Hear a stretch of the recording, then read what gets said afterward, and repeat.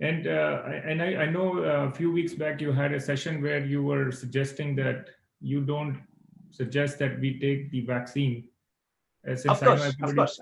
No one should take any vaccine, period. But if somebody is really old, and I mean, they're getting a lot of pressure. Even if he is old, he doesn't need. See, he is old means he has gone through all this. He doesn't need it. Absolutely. So they are, you don't think that, because I mean, we have somebody we know who was very fit and never ever gone to a doctor, and they got corona and they couldn't survive.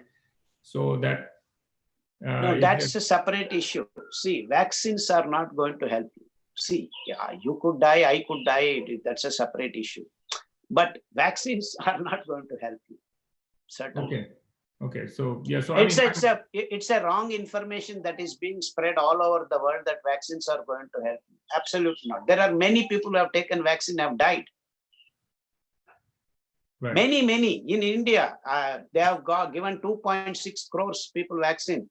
Minimum of 50,000 people have died after taking vaccine also. So it has no meaning.